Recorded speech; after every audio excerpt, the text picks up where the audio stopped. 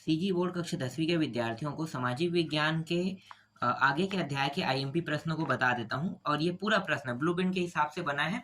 तो आपको जब भी चाहे आप प्री बोर्ड में जाओ चाहे वार्षिक पेपर दिलाने जाओ तो दोनों के लिए ये महत्वपूर्ण रहेगा, क्योंकि प्री बोर्ड में पूरा कोर्स कंप्लीट होने के बाद पेपर तैयार होता है और एक प्रकार का वो मॉडल पेपर रहता है और सेम टू सेम ब्लूप्रिंट के हिसाब से तैयार करते हैं वो लोग। तो रियल पेपर भी सेम टू सेम ब्लूप्रिंट के हिसाब से ही तैयार होगा। तो रियल पेपर में जहां जहां से प्रश्न आने वाले हैं और जो जो प्रश्न आने वाले हैं आईएमपी, वो सारे प्रश्न मैं अध्याय वाइज बता रहा हूँ ना। तो आज के अध्याय में मैं बताऊंगा आपको, अध्याय 14 बताने वाला हूँ। अध्याय 14 में दिया हुआ है स्वतंत्र भारत में लोकतंत्र और राजनीतिक संस्थाओं की कार्यप्रणाली दिया हुआ है। अब इसमें जो ब्लूप्रिंट के हिसाब से जो प्रश्न है उसको मैं बता देता हूँ। देखो यहाँ पे जो पढ़ना है आपको, और यहाँ पे वस्तुनिष्ठ दिया है उसको छोड़ना नहीं है। परीक्षा बोर्ड में जब भी टिक लगाओगे तो परीक्षा बोर्ड में जो वस्तुनिष्ठ प्रश्न दिया है उसको आप छोड़ नहीं सकते, क्योंकि वस्तुनिष्ठ प्रश्न भी एग्जाम में आएंगे, ठीक है। लेकिन ब्लूप्रिंट के हिसाब से ही पढ़ना है। अगर किसी अध्याय में वस्तुनिष्ठ प्रश्न नहीं दिया है तो आपको वहां से पढ़ने की जरूरत नहीं है, लेकिन दिया है वहां से आपको पढ़ना ही पड़ेगा। और ये जो परीक्षा बोर्ड है यहाँ से सिर्फ और सिर्फ 7 से 8 प्रश्न यहाँ से अटेंड होंगे, और जो 7 प्रश्न है वो परीक्षा बोर्ड से नहीं आएगा, वो आएगा प्रश्न बैंक से आएगा। तो प्रश्न बैंक में बाद में आपको दिखा दूंगा। तो चलो अभी जो जो प्रश्नों को टिक करना है वो मैं बता देता हूँ। देखो पहला तो ये है, ठीक है। लघुत्तरी प्रश्न जब देखोगे अध्याय 14 का पहला देखो, डॉक्टर भीमराव अंबेडकर ने मंत्रिमंडल से त्याग पत्र क्यों दे दिया, ठीक है। इसका कारण यहाँ पे बताया हुआ है, इसको देखना है, ठीक। दूसरा प्रश्न देखो, दूसरा आपको टिक करना है इसको, हिंदू कोड बिल स्त्री पुरुष समानता के कौन कौन से अवसर देता है, ठीक है। इसको टिक करना है, ये इंपॉर्टेंट है। तीसरा प्रश्न देखो, ये भी टिक करना है, ठीक है। भाषा के आधार पर प्रदेश का गठन क्या क्या सकारात्मक प्रभाव है। ये प्रश्न हो सकता है दूसरे जगह होगा, तो एक जगह से याद करना है, ऐसा नहीं कि 2-3 जगह याद कर लो, ठीक है। सेम टू सेम प्रश्न को हम सिर्फ एक बार ही याद कर सकते हैं और बार बार करेंगे तो कोई फायदा भी नहीं है, ठीक है। यहाँ पे देखो भारतीय राजनीति में 1967 के बाद की 3 प्रमुख घटनाओं को लिखिए कह रहा है, ठीक है। तो 3 प्रमुख घटनाएं जैसे कि बैंकों का राष्ट्रीयकरण वाला है, बांग्लादेश युद्ध है, कांग्रेस का विभाजन है, 3 याद करना है। और एक है आपातकाल भी दिया हुआ यहाँ पे, ठीक है। तो 3 ही याद करना है यहाँ से। 3 नंबर के प्रश्न में 3 काफी है। 3 नंबर के प्रश्न अभी मैं बता रहा हूँ आपको, इस यहाँ से 3 नंबर और 4 नंबर के प्रश्न आएंगे। और ये 3 नंबर में पंजाब आंदोलन और असम आंदोलन में क्या क्या समानताएं और असमानताएं देखने को मिलेगी, ये 4 नंबर के प्रश्न है, ठीक है। तो 3 नंबर मैंने शुरू में बताया, एक 4 नंबर बता रहा हूँ इस बार, ठीक। ये थोड़ा सा चेंज हो सकता है, जो 3 नंबर के वो 4 में जा सकता है, 4 का 3 में जा सकता है।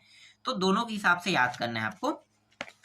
और ये भी प्रश्न 4 नंबर का है। देखो ये है, इंदिरा गांधी के समय कांग्रेस का विभाजन क्यों हुआ ठीक है, ये प्रश्न है। और ये 7वां प्रश्न है, आपातकाल क्या है, ठीक है। 1975-77 के बीच आपातकाल में शासन में ने क्या क्या अलोकतांत्रिक कार्य किए, ठीक है। ये प्रश्न इंपॉर्टेंट है। और यहाँ पे जैसे कि ये 9वां प्रश्न देखो, ठीक है। 9वां प्रश्न 2022 में आया, तो इसके आने के चांसेस बहुत कम होगा, कोड बिल के बारे में है। ये 2-3 साल तक तो आता ही नहीं है। इसके बाद देखो ये है, ये प्रश्न आपको देखना है, ठीक है। इसको टिक कर लेना, मैं आपको फटाफट बताते जा रहा हूँ, टाइम वेस्ट नहीं करूंगा। ये प्रश्न आपको टिक कर लेना है, ठीक है। परीक्षा बोर्ड आपके पास है तो आप लोग टिक करते जाना इसको, ठीक है। वीडियो देखते जाओ, परीक्षा बोर्ड निकाल के बैठ जाओ, टिक करते जाओ। इसको टिक करना है, ठीक है। ये इसको भी टिक करना है, ये इंपॉर्टेंट है। ये सब 3-3 नंबर का है। 2 प्रश्न मैंने आपको 4 नंबर में दिखाया था ना, और ये भी 3 नंबर का है, ठीक है। अब मैं दिखाता हूँ डायरेक्ट 4-4 नंबर के, जैसे कि ये पंजाब और असम वाला है ना, ये 4 नंबर का प्रश्न है। और ये 4 नंबर में ये भी प्रश्न है, ठीक है, इंपॉर्टेंट है। 4 नंबर में तीसरा को भी टिक करना है, ये भी इंपॉर्टेंट है। और इस यहाँ पे चौथा प्रश्न, जवाहरलाल नेहरू के विदेश नीति के रूप में कौन कौन से मुख्य सिद्धांत स्थापित कीजिए, ये इंपॉर्टेंट है। फिर 5वां प्रश्न ये इंपॉर्टेंट है, 6वां प्रश्न ये इंपॉर्टेंट है, 7वां को भी आपको टिक कर लेना है, ठीक है। ये 4 नंबर का है और एक 8वां है। तो इतने सारे प्रश्नों को आपको टिक करना है, ठीक है। अब दिखाता हूँ अध्याय 15। अध्याय 15 में लोकतंत्र में जन सहभागिता दिया हुआ है, ठीक है। यहाँ से तो मैं यहाँ पे जो जो प्रश्न दिखाने वाला हूँ उसको दिखा देता हूँ।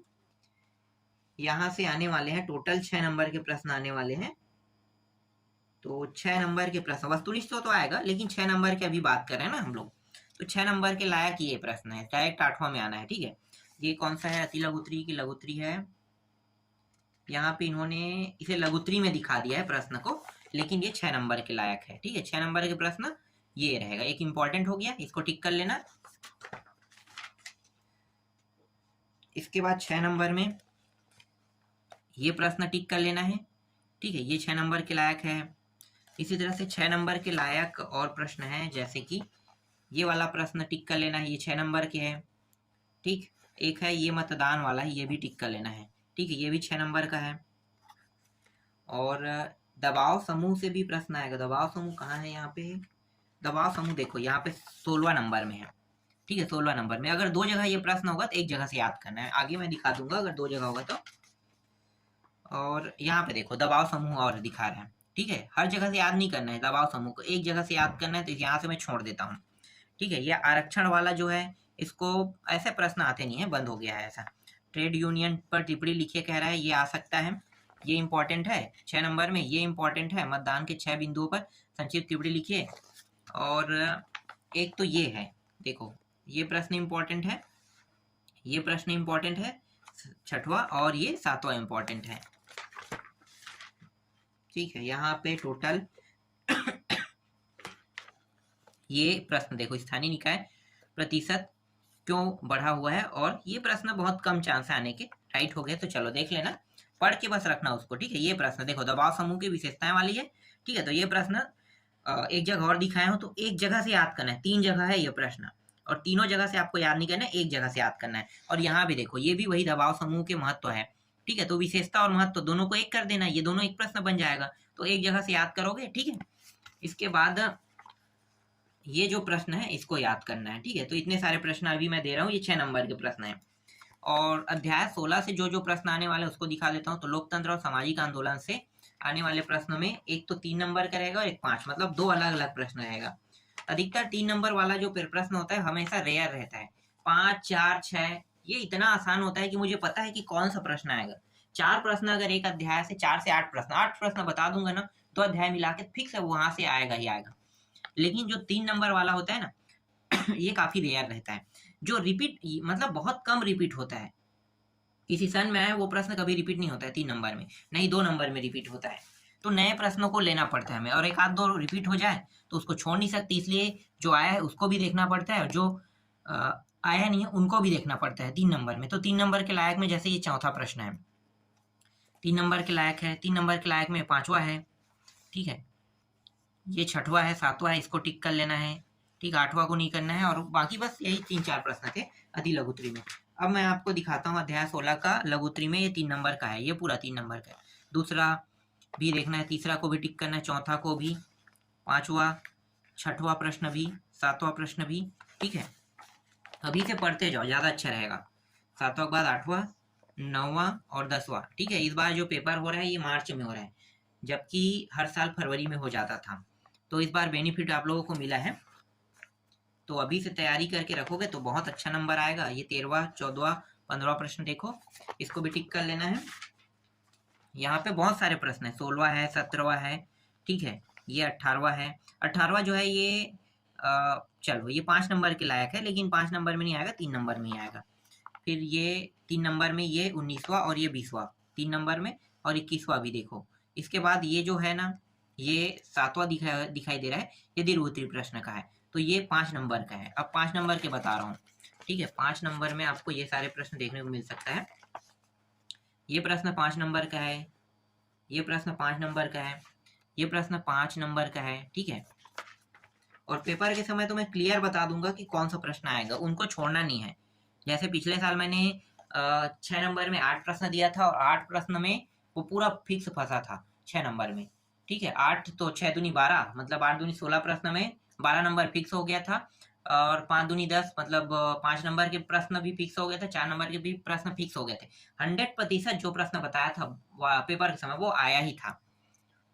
और ये वाला प्रश्न भी इम्पोर्टेंट है, 5वां भी इम्पोर्टेंट है, और एक और है 6वां। तो बड़े प्रश्न में ज्यादा प्रश्न नहीं पढ़ना पड़ता है, छोटे में ज्यादा पढ़ना पड़ता है, यही दिक्कत है।